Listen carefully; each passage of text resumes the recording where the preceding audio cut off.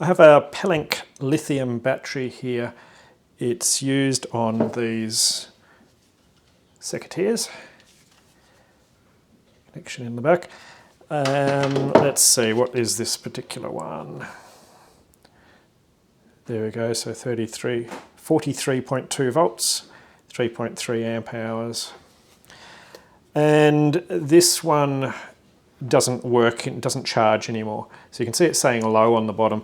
I pressed this before and it went beep and then came up with 0, and then after a while it went low and it won't do anything. It won't charge, it won't run the tool. So we're going to open it up and have a look, see what's inside.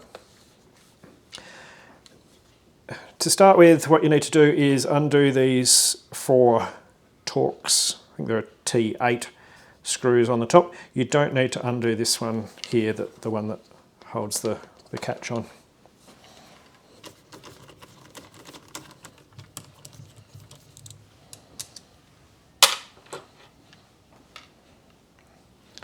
Those 4 out. And so this lid comes up. What I found is you can sort of lever it off if you get into this hole, the hole that this thing sits in.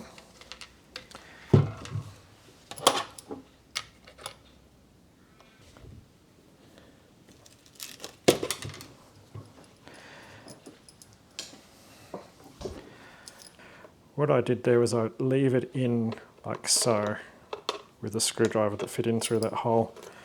I may have, yes, I've broken this piece, but that's okay.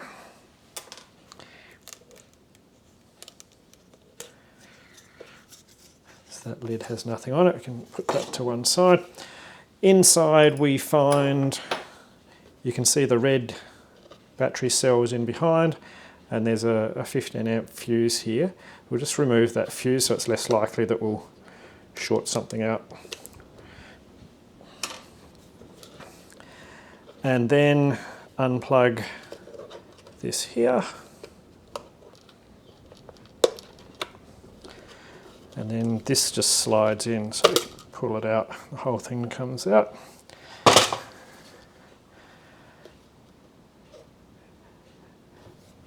And then this whole assembly now slides out.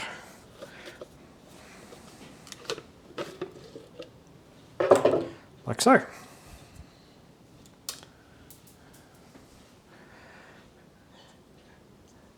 So we have our battery cells there. These ones all look physically okay. They smell okay. What we have is 12 cells, lithium ion cells, probably NMC, in series, all spot welded, both ends. So to replace those you would need to break that spot weld and redo it. They're also soldered in so that the BMS can tell the voltage of each cell.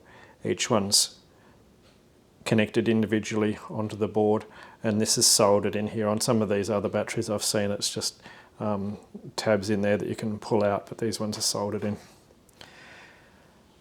And then on the other side, this is your little screen. These are the buttons. They don't work now because the fuse is out.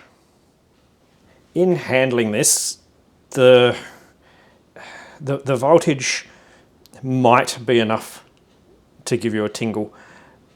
It shouldn't be, but it might be. And so try and avoid touching the metallic parts because it's a battery, you can't turn it off. So you can see the way I'm holding onto it here is on the non-metallic parts, which is a bit awkward.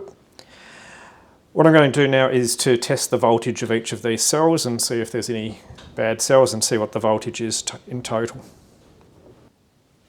So the voltage of the whole pack, I can measure it here between TP1 and TP13, and I've currently got 48.1 volts.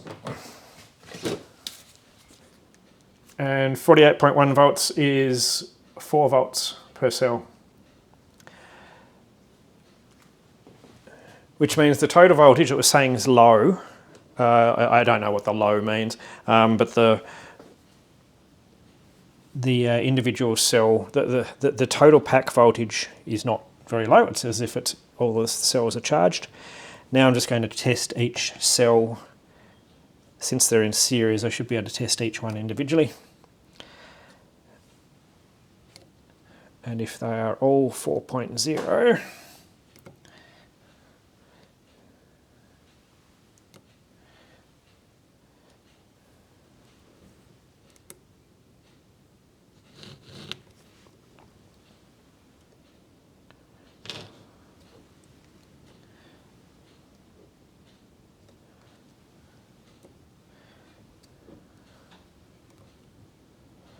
all the cells are 4.0, and the whole pack is fine. This looks like a good pack.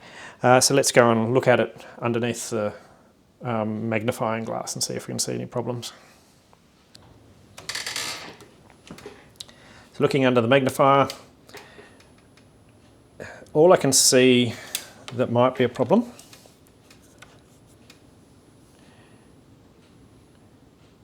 is up this end. We have just a little bit of corrosion, and there might be a little bit more just along here and here.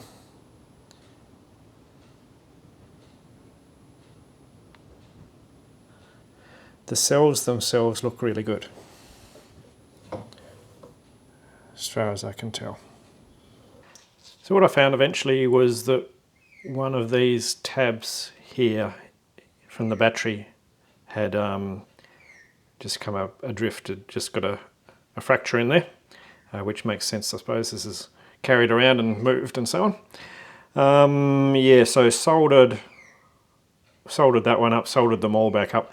In the process, I had actually undone the bottom one and the top one, so I've made sure that they're soldered back up again. I'm probably not as good a solderer as what they are in the factory, so it might not last as long, but we'll see how we go. Yeah, so to an example now of how this works. What have I done? So I need to insert the fuse.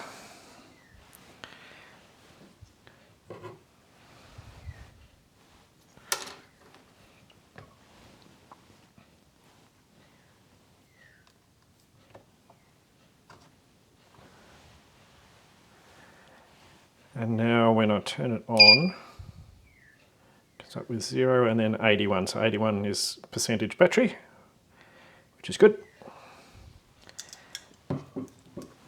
And plug it in.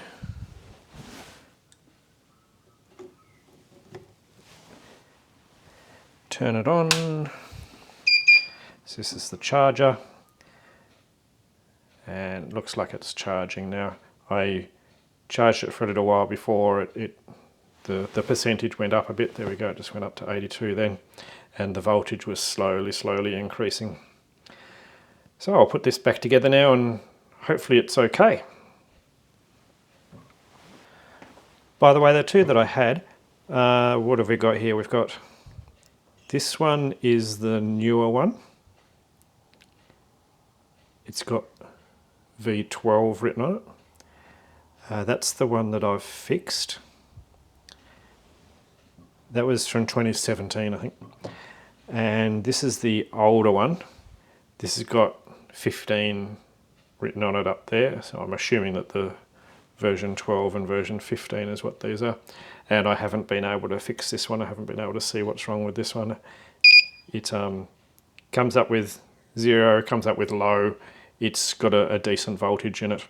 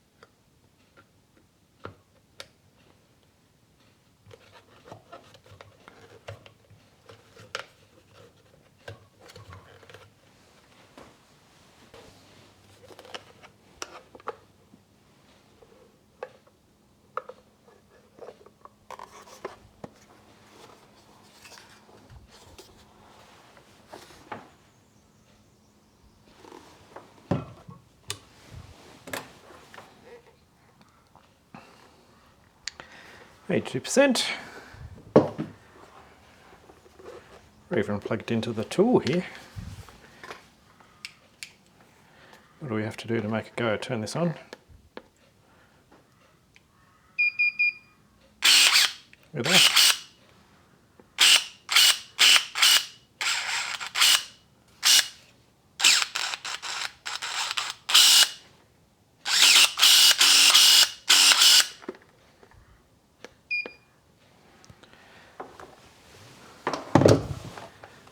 And plug it into charge.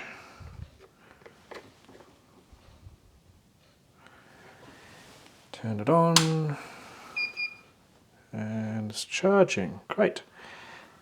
Only thing is I lost this, broke this when I took it off.